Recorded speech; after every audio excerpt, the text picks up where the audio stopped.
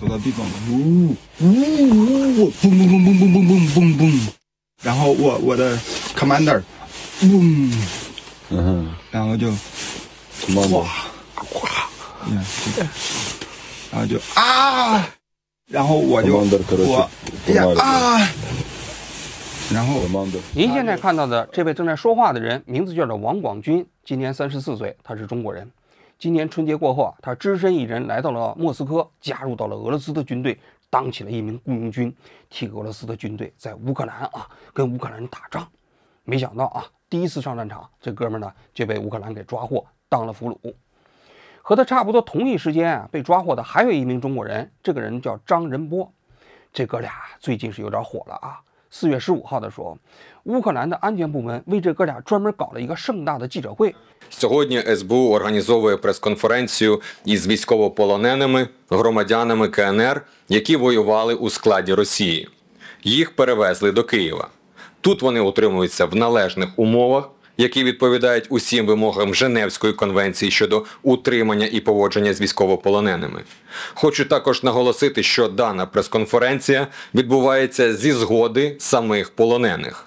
Це відповідає вимогам міжнародного права. На сьогодні слідчі СБУ уже провели перші допити, і ми можемо констатувати факт, що обоє громадян КНР долучилися до Збройних сил РФ, підписавши відповідні контракти. 台下乌泱乌泱几十家国际媒体啊，这哥俩在台上讲述自己被抓获啊，以及加入俄罗斯军队当雇佣兵的心路历程。4月8号的时候，乌克兰的总统泽伦斯基就在网上公布了这哥俩的信息，说我们在战场上抓获了2名中国战俘，我们已经拿到了他们的护照，还有这个银行卡啊。这说明什么呢？说明俄罗斯这个国家呀，现在唯一的一个目标就是把这场战争继续打下去。他直接或者间接的把中国，也包括世界上其他的国家都卷入到了这场战争。所以啊，中国你得对这个事情表态，你得有回应。言下之意就是你中国，你现在我们抓到你的中国自己人了啊，你得看你什么态度啊。结果4月9号这一天，外交部的新闻发布会就有外国记者问中国的新闻发言人了，怎么看？中国的新闻发言人一开始回答还比较谨慎啊。中方正在向乌方核实有关的情况。需要强调的是，中国政府始终要求本国公民远离武装冲突区域，避免以任何形式卷入武装冲突，尤其应避免参加任何一方的军事行动。他说，我们正在核实信息，但是呢，我们对俄乌战争的立场是一贯的啊，我们不是危机的制造者，我们对双方这个战争呢还保持中立，劝你们双方好好谈。当天，泽伦斯基又发了一个帖子，这个帖子就比较猛了啊。他说，在俄罗斯的军队中间可不是这哥俩多了啊，一共有150名以上的中国人在俄罗斯的军队里头当雇佣军，替俄罗斯跟我们打仗。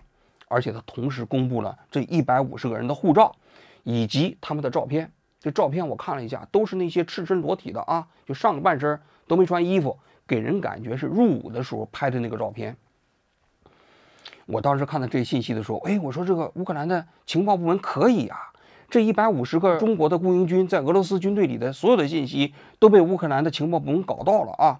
有人跟我说是黑客黑到了俄罗斯的军队系统里头，把这些信息拿到的。不管怎么说吧，人家乌克兰拿到了这个证据，人赃俱在啊，150个人那相当于一个连了。泽伦斯基的意思就是说，这不是个人行为，你看到了吗？这么大规模的，你中国政府你再解释一下。4月10号，中国政府又出来说了，关于你提到的第一个具体的问题，我没有可以透露的信息。我要在这里强调的是，中方在乌克兰危机问题上始终秉持客观公正立场。他说，这都是不实之言，不要乱讲。我们中国从来没有派军队到俄罗斯去打仗啊。那么我们的立场还是一贯的，中国不是危机的制造者，你们双方好好谈，跟我们没什么关系啊。要我说呢，这肯定啊，这些俄罗斯军队里的雇佣军呢，不是中国政府派去的。如果中国政府派去的话，那肯定不会派150人了。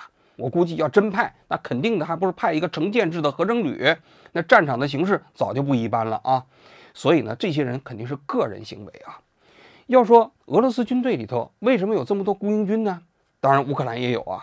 这话其实也比较简单啊，因为俄乌战争现在已经打到了第3年，俄罗斯啊一开始想闪电战拿下乌克兰，但是没想到战争一下子打了3年，变成了消耗战。俄罗斯呢一共大概有200万军队，3年俄乌战争啊消耗的也差不多了，有60万人据说或死或伤。所以啊，他要维持这场战争，他得不停的征兵，在国内他就开始征兵啊，搞那些征兵广告啊，说你要是个男子汉，你拿起枪来加入俄罗斯的军队，1个月可以拿2700美元。这2700美元在俄罗斯收入是比较高啊。但是呢，俄罗斯人很多人也不愿意打仗啊，打仗上去玩命啊。你就算1个月挣的钱是平时的2、3倍，那提着脑袋干的事情有几个人愿意干呢？所以俄罗斯就灵机一动，在国际上也开始征雇佣军。俄罗斯有一个正牌的雇佣军部队，大家都知道瓦格纳呀。这瓦格纳就是2013年他们叙利亚战争的时候，俄罗斯搞起来的啊，在国际上搞一些地痞流氓啊，还有是国际上的一些其他国家的退伍军人呢传起来的啊。然后呢，一开始在叙利亚打，后来在非洲打，现在在俄乌战争期间，瓦格纳的军队啊也冲到前线去了啊，就是那个俄乌前线最焦灼的地区巴赫穆特，一开始不是乌克兰控制的吗？后来被俄罗斯的军队给拿下了啊。据说在前面冲锋陷阵的就是瓦格纳的雇佣军。这瓦格纳的雇佣军呢，一共有16个突击队，每一个突击队据说都是团级建制，那人数还是不少的。那俄罗斯啊，据说给这个瓦格纳的雇佣军呢，也给了他们军人的地位，还可以退伍。退伍之后呢，还可以加入到俄罗斯的国籍里面去啊，所以这是个正牌的雇佣军军队。而中国的这些雇佣军啊，好像是很少加入到瓦格纳的军队里头，都是加入到了俄罗斯的普通军队里头啊。据他们自己讲，都是在网上看抖音的。哪些社交平台上你们看到了广告，推荐你们参加俄罗斯侵略乌克兰的战争？很多像快手啊，那个就是中国的国内的一些 APP， 像快手、抖音。快手、抖音，对，因为它的浏览量很大，所以他们会有很多小的一些博主，可能是某些人是专门是发那些东西的。这抖音就是俄罗斯的那些征兵广告放到抖音上，抖音就说，哎，外国人也可以加入，加入的话1个月大概也可以拿到2700美元，如果死的话还可以拿到500万卢布，据说是相当于40万人民币啊。所以很多中国的这些人呢，铤而走险，也到俄罗斯加入到了俄罗斯的雇佣军。这些加入到俄罗斯的雇佣军里头，很多人在抖音上都开了账户，这里头还有些人呢，还挺有名的啊。我看到有一个叫有损的，还有一个叫老姚的，就是天天在网上就讲他们怎么训练呢，到前面执行任务啊。好像是这些人后来都不更新了，有人说已经没命了啊。据说第一个在俄乌战争中间死亡的中国人叫赵蕊，是个重庆人，38岁啊，在扎巴罗热的前线中间被无人机给炸死了。所以你知道战争残酷啊。那么俄罗斯的雇佣军的这些人呢，在所有的视频里头，我觉得他们反映的大概有2个方面。第一个方面就是俄罗斯的军队对他们都特别不好，歧视他们。那我的同事柴静不是采访了一个人的吗？叫马卡龙吗？去人家国家当炮灰。你来之前我不知道他把我当炮灰啊。从我到罗斯托夫那个训练营开始，就有严重的种族歧视，歧视这个黑人，歧视这个中国人。你歧视我为什么要给你卖命呢？他说他自己买的设备，结果俄罗斯的军人都不给他们用，对吧？我自己保命的东西你不给我，他给了我一些这个阵亡的士兵的一些装备，破破烂烂的，那头盔上面甚至还有洞，他就给我这个东西让我去战。第2个方面就是说，俄罗斯这些军人一开始跟他们签的合同，多数都是半年之后你可以退伍，但是真到半年想要退伍的时候，基本都退不了。我们老大找我谈过话了，他说战争胜利以后你的合同才能结束，而且他们计划要把我送去带领风暴 Z 里面最恐怖的一个单位黑曼巴。哎，这搞的什么啊，连我自己都无语了。带就带吧，合同不结束就继续干，对吧？大家也不是说那种不敢干的，大家丢不起那个人，不当逃兵。我手底下有2个逃掉了，现在在全力追捕，但抓回来的话那是必死无疑的。我呢，继续，对吧？他们有血性，帕克丹儿。那个马卡龙自己也是到了半年，他说也不让退。他的上级跟他讲，除非战争结束，你才能退出。所以你看到了吗？中国这些雇佣军在网上提着脑袋替俄罗斯卖命的过程中所享受的待遇啊，我个人觉得跟那个黑奴军队也差不多少啊。接下来咱们说回到王广军和张仁波这哥俩啊，这哥俩的经历啊，跟前面中国那些雇佣军啊，我觉得不太一样。为什么呢？那些人呢，或者是活着，现在还替俄罗斯卖命呢，或者呢，他们就死于战场上了。但这哥俩是唯二2个被乌克兰抓到的中国战俘，所以啊，他们的经历啊，就跟此前那些雇佣军都不太一样。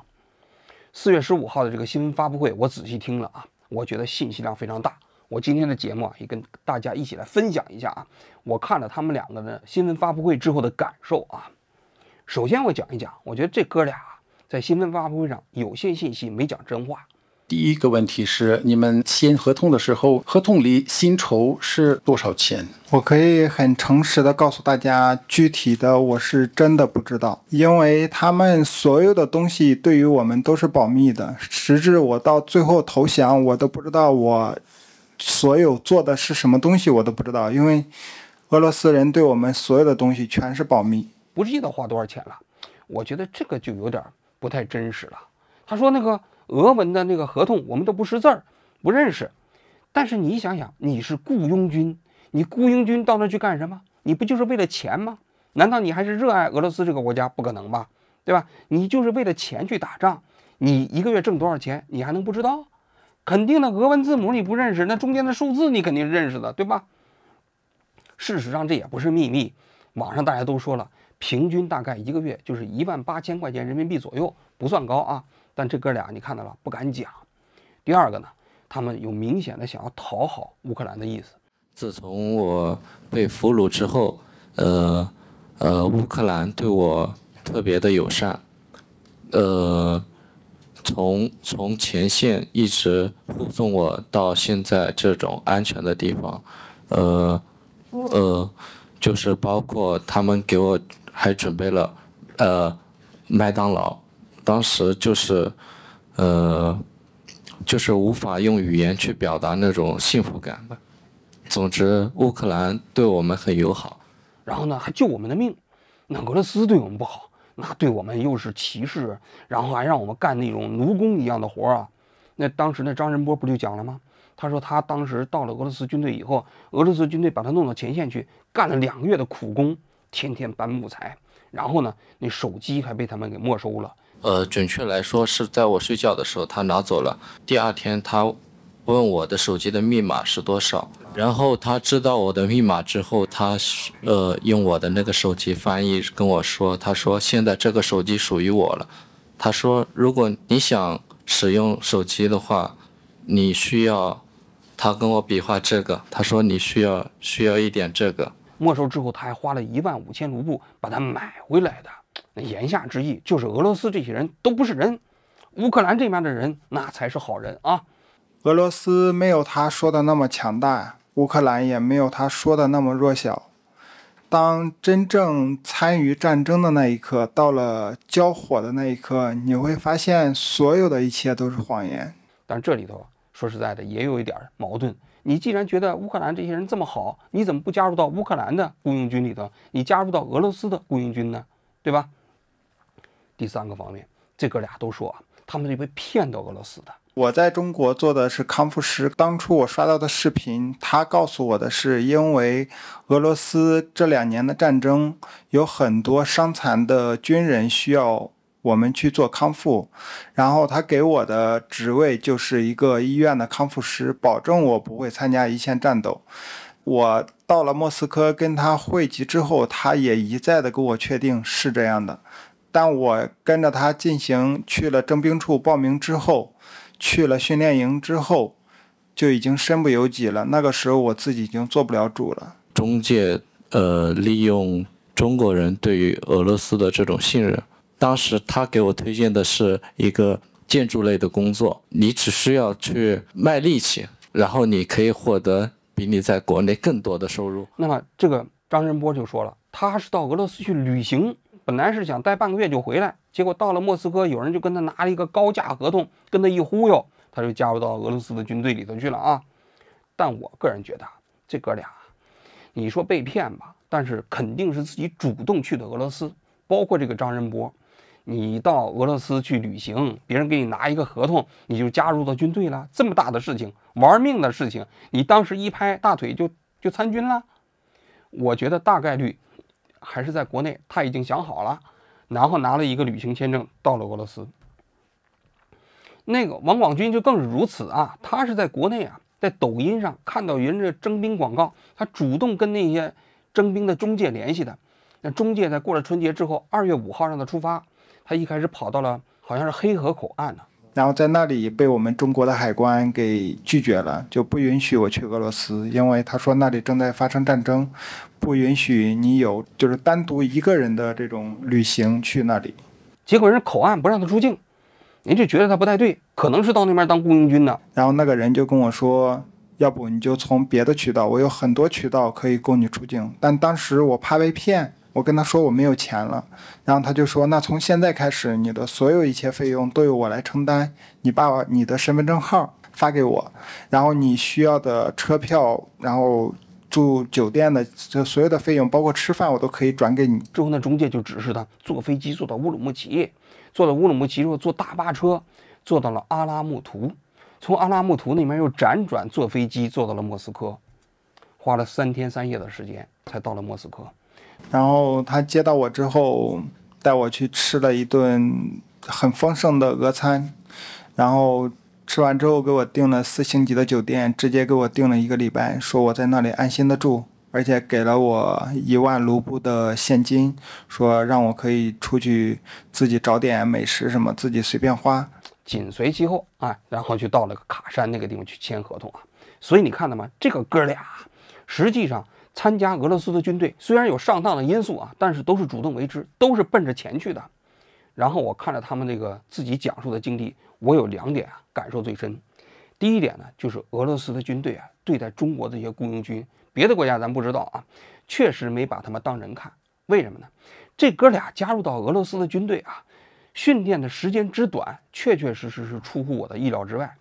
然后2025年1月6日，我被带往了罗斯托夫的训练营。在训练营，准确来说是被训练了6天，然后在那边等待了2天，下午被发送到了顿涅茨克地区，进入了乌克兰的顿涅茨克地区。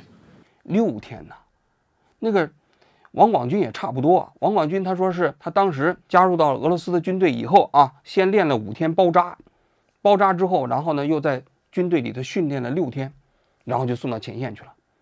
6天能训练什么？我上大学的时候，当时中国的大学生搞军训，我们军训了45天，我都没觉得我能当一个合格的军人。中国的军人，你要加入军队之后啊，新兵训练营3个月，3个月的时间，你才有可能当一个最起码的合格的军人。但是这个离你直接实战那还差得远呢，对不对？但是这些中国的雇佣军到了那个地方训练6天，就给送到战场上去送死去了，所以他们自己把自己称之为炮灰，我觉得一点都不夸张。我的经验来看，就是我们阵亡3到4个人，或者5到6个人，对面乌克兰人阵亡1个人，就这样的一个交换比吧。这是第一点。第二点，就这哥俩上战场的经历啊，确确实实啊惊心动魄。因为此前啊，中国那些雇佣军有的死在战场上，他也没法讲了。另外有一些呢活着的，多数也没怎么真正上过战场。这哥俩死里逃生，在战场中间被乌克兰的军人所俘虏，但是他们在战场的经历啊，确确实实啊，读起来让人觉得挺令人感慨的。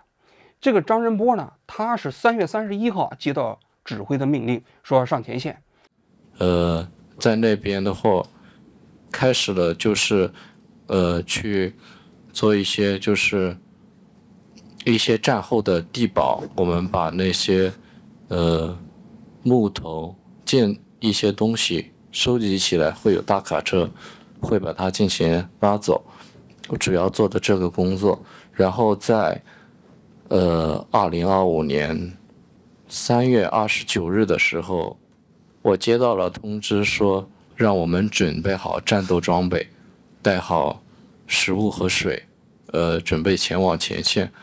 我并不知道我们的任务是什么，然后就不停地开始往前走啊，每天晚上走，走完之后晚上就在地堡里头休息，接着往前走，说一直走到4月3号，哎，在前方遇到乌克兰的那个无人机了，无人机就往下面给他扔炸弹，扔炸弹说把那个同伴炸死了，扔到他这个地方炸弹呢，哎，非常幸运没炸。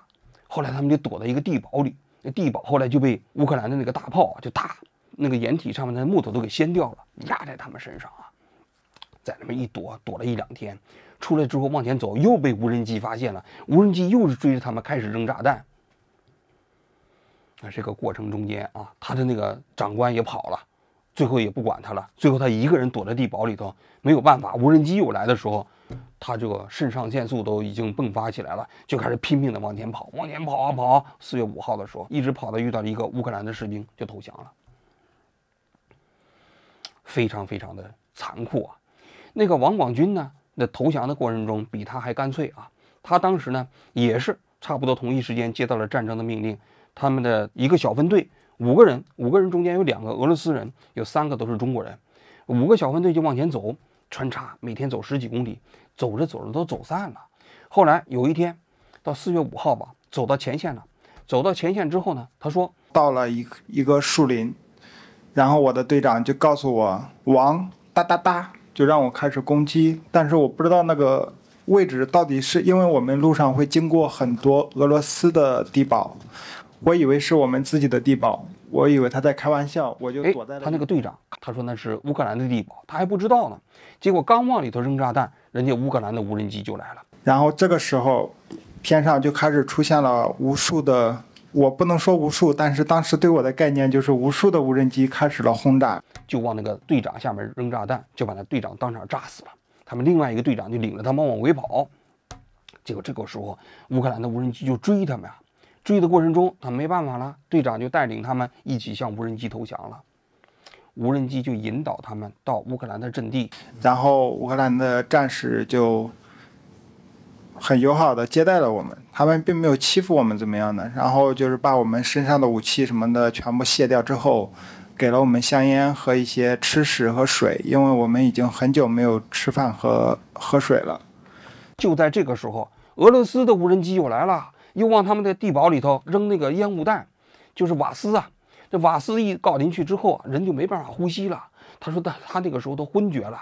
那个时候我就已经放弃了，然后就感觉有人抓着我的领子把我往上面拖，然后很大的力气把我从那个洞口拖了上去，然后他把腿压在我的脑袋上，让我 no， 就是不让我动，但是我的眼睛、鼻涕、口水因为催泪瓦斯的原因流了好多好多。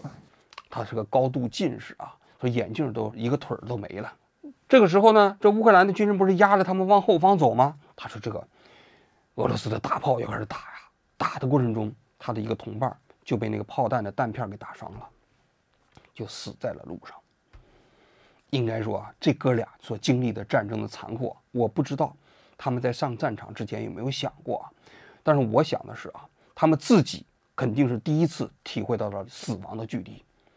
这个王仁军啊，他自己就说，他说在那个战壕里躺着的时候，无人机的声音过来的时候，他说那个声音，我不知道你们有没有听到过穿梭机，就是FPV 的那种声音，很尖锐。对于我们来说，那是一种死神的声音。现如今啊，这哥俩啊，都已经被乌克兰给俘虏了，总算是没有性命之忧了。但是他们接下来的命运啊，还前途未卜。他们能回到中国吗？我个人觉得取决于中国政府的态度啊。中国政府如果是积极斡旋的话，乌克兰也不会为难他们，肯定会把他们释放啊。因为在俄乌战争期间，双方都有一些雇佣军，都曾经被对方俘虏过。你比如说，俄罗斯前一段时间也俘虏了那个英国的替乌克兰打仗的，上去就判这哥俩死刑啊。结果英国就急了，就上去斡旋，最后斡旋的结果呢，就把这些人都放了啊。也包括双方都有啊，就取决于你自己国家这个立场和态度啊。但中国政府现在愿不愿意把这哥俩给弄回去呢？我觉得中国政府肯定是烦死这两个没用的东西了啊！你要是被乌克兰打死了，那中国政府也没有什么太多的麻烦嘛。结果你看活了你不救你吧，这国际社会会有反应是吧？救吧，你说这两个人给中国政府添麻烦不是？如果你们想的话，愿意的话，你们可以现在向中国政府表示你们请求把你们和在俄罗斯待的乌克兰战斗进行交换。如果愿意的话，你们现在可以通过记者向政府表示你的意见。我希望中国可以和俄罗斯乌克兰之间把我们进行交换，换回中国。但是有一点啊，他们就算是回到中国，可能也要受到法律制裁。为什么？因为中国已经明确说了，不允许你到境外去参加这些雇佣军呢。虽然没有这条法律啊，但是如果你要回来的话，有相近的法律要制裁他。当时在新闻发布会上就有人问这哥俩说：“你们回国会被受制裁吗？”他们说会啊，但是他们愿意承担这个代价。为什么呢？因为自己做出了错误的选择嘛啊。我个人觉得啊，大概率可能中国政府会想办法让这哥俩回来，然后之后呢给处罚一下啊，这是第一点啊。第二点呢，我看着这些中国的雇佣军的这些视频呢，也包括啊，就是这个我的同事柴静啊对他们的采访，我有一个感受啊。首先第一轮感受就是这些人一开始去当雇佣军的时候，确实都带有一些盲目性、被欺骗的因素。为什么呢？因为他们都觉得打仗这东西挺好玩的，也不是一个职业军人，甚至对战争也没什么概念。全体都有听我口令！同志们好！同志们好！同志们辛苦了！同志们辛苦了！首战用我！首战用我！用我必胜！用我必胜 ！OK。我走了将近40分钟的路，下着大雪，才连到了一点信号，给大家发送这个信息。我联系了中国驻俄罗斯大使馆的领保，他说是个人行为，不管。我现在请求广大网友，也请求广大的中国朋友们帮助我联系中国外交部。我现在需要解除合同，我要回国休养。看到有人到那去挣钱，然后呢一冲动就加入军队，就去到前线去了。这个怎么说呢？一方面是俄罗斯这边宣传的因素，另外一方面中国政府也多多少少有点责任呢。你抖音里头有很多俄罗斯征兵的这些广告就在那放，你也不把它禁止了，对不对？你想我的这个王俊派案都不能放，那你俄罗斯的征兵广告你怎么就能放呢？是不是？那你中国政府你不管吗？默许吗？那你这些人普通人他对战争没概念，他以为这东西打仗挺好玩的，然后就去了，确实有受骗上当的因素啊。但更重要的是，就是这些人本身他们自己没有一个恒定的价值观。你想想打仗，你是拿钱去杀人，杀人这件事情，你想想人随便能干吗？我的那个同事柴静在采访那个马卡龙的时候就问他这个问题，他说你有没有想过啊，你这就去杀人呢？其实说实话，从乌克兰人的立场来说，我们的确是侵略者，因为我们这个去攻击了他们的这个士兵啊，去占领了他们的土地啊。从俄罗斯的立场来说，是这个为了维护这个顿巴斯地区的和平，为了防止北约东扩嘛。其实对我来说，我没有什么立场。其实对我来说没有那么所谓的价值观，就是一份工作。战场的那种情况，就是几秒钟的时间，可能就意味着一个人的生死，其实就是很快呀。所以我没有时间去思考这些，而其实我每天思考最多的是什么？就是如何在这场残酷的战争当中活下来。这马卡龙就讲了啊，他说我确确实实在平时去看那个巴赫穆特那个村庄的时候啊，他跟他的同事进去，还曾经看过那里头有一个钢琴，那钢琴呢他妈弹呢，他自己心里有一些愧疚。他想过，如果他自己的家乡被侵略军粉碎成这样，他自己也会非常难受，会非常仇恨这些人。但他现在就是这种残败不堪的这些民居，包括废墟的制造者嘛。但这就是战争，他说他慢慢变得麻木了。我觉得一方面是变得麻木了，但另外一方面可能这些人本身自己就没有很强的是非观。包括那些所有的中国的雇佣军，我看他们在网上发的那些视频，他们都想的就是到那儿捞一笔，捞一笔之后呢能赚到钱。至于这个战争本身是不是杀人，是不是有什么正义性，他们脑子里头大多数人没有太多的想法。当然，这一旦进入到战争那个环境里面去啊，有的是没反应过来就被打死了。像马卡龙这样的能够经过那么长时间还得侥幸活下来的人，他多多少少有一些思考。所以他在跟财庆对话过程中说，他慢慢的变得麻木了。这一点我也相信。为什么？他说了，在战场上你想的就是如何活下来，你没有想那么多什么正义不正义啊，杀人不杀人呢，你就拼命的想活下来。这让我想起了一部电影，就是《西线无战事》。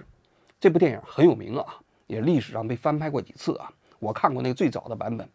这《西线无战事》讲的就是当年德国的一些狂热的青年，高中生受到蛊惑，就加入了军队，跟法国啊这些比利时的军队打仗啊。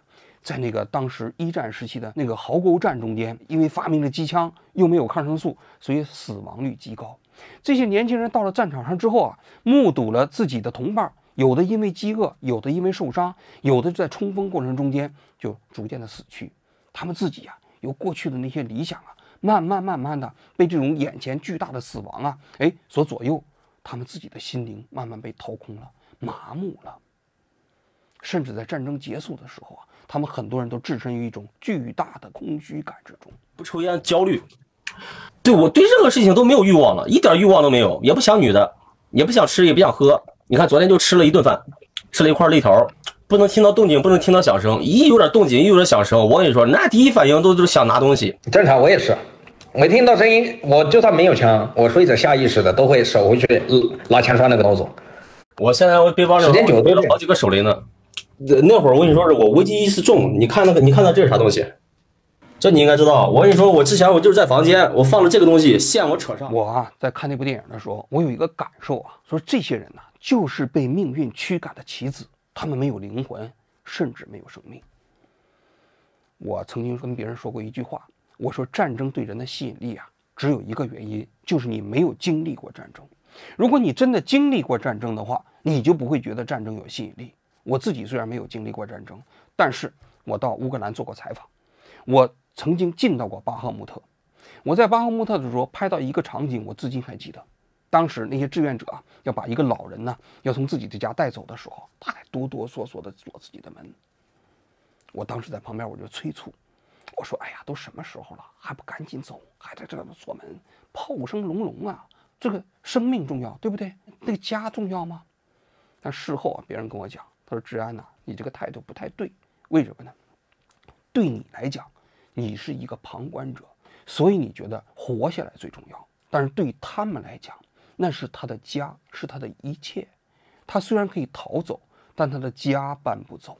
如果他的家没有了，他这一辈子可能也就完了。”我觉得说的特别对。如果你经历过战争，你就知道战争对一个人、对一个家庭残酷到什么程度。没有经历过战争的人没办法体会到这一点，所以我最近啊看中国的这些雇佣军在网上所发的一些视频啊，他们有一个共同的感受，就是到了那个地方开始后悔。其实我为什么要给你卖命呢？我是带着善意去帮助这个国家的军队，你把我当成来这打黑工的了，当成来讨饭的了，那我为什么还要尊重你？我奔着你一个月这点钱来的吗？他就是不想让你活着离开这个地方。所以说我说劝很多人不停的去劝，讲述这些比较真实比较残酷的这个情况，很多人都不听，上赶着往这边来，很多人来了就没了，后悔了他也来不及。他说：“你们可别再来了啊，你知道吗，这个地方不像你们想象的那样啊，吃没吃的，喝没喝的，俄罗斯人对自己还不好，而且战争所带来的那种死亡率是你难以想象的。”当时就是那个王广军在新闻发布会上他说了一句话，他说他在壕沟战中的时候看到那个无人机飞过来，他说那就叫死亡的声音。因为现代战争都不是人拼刺刀了，是无人机往下扔炸弹，或者是自杀式无人机直接撞过来你就完了。所以他们那些士兵听到无人机的声音的时候，就感觉到那是死亡的声音，后悔了。后悔对于大多数人来说已经晚了。但这哥俩比较幸运的是啊，他们呢现在的后悔呢还算是有价值，因为他毕竟活了下来嘛。只是说啊，俄罗斯军队答应他们当时要给他们的钱，不知道还能不能兑现啊。所以我个人的感受啊，就这哥俩他们的事迹啊，应该中国政府好好报道，包括中国的这些雇佣军在战场上有的被打死了，有的受伤了，有的后悔了，这些经历啊，都应该广泛的通过媒体报道，在中国的普通的老百姓中间去传播，由此他们才知道战争的残酷，由此他们才知道俄罗斯这个国家本身对这些雇佣军呢不把他们当人看的这样的一个经历。财经的一个报道中间讲过一个细节，就是第一个死于俄罗斯战场的中国人叫赵蕊嘛，他死后1个月的时间，他的家都没有接到通知。他的同伴在网上说，太正常了，很多俄罗斯的军人死了之后也被列入失踪名单，更何况一个外国人呢？他们就像一个苍蝇一样，无声无息地离开了这个世界。所以啊，我们每个人都应该想，到底什么是战争？我们跟这场战争的关系是什么？我们每个人都不应该因为啊一点点金钱啊，随便的加入到这场战争之中。所以啊，我觉得这哥俩的经历啊，能够告诉我们的就是这个感悟吧。好了，我今天就讲到这里，谢谢大家。关于你提到的第一个具体的问题，我没有可以透露的信息。我要在这里强调的是，中方在乌克兰危机问题上始终秉持客观公正立场，一贯致力于止战停火。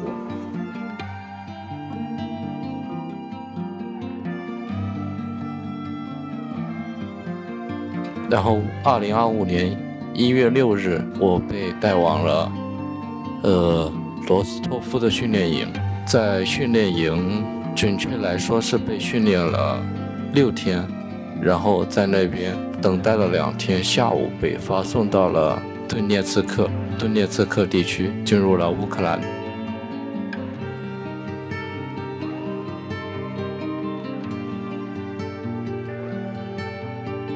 我的经验来看，就是我们阵亡3到4个人，或者5到6个人，对面乌克兰人阵亡1个人，是这样的一个交换比。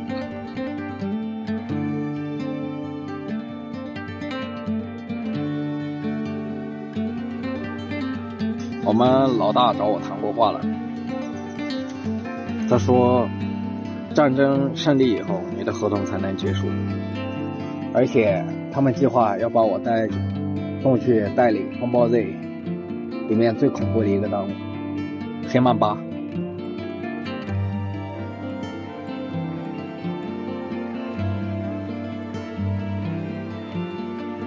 全体都有听我口令，同志们好，同志们辛苦了，首战用我，用我必胜，OK。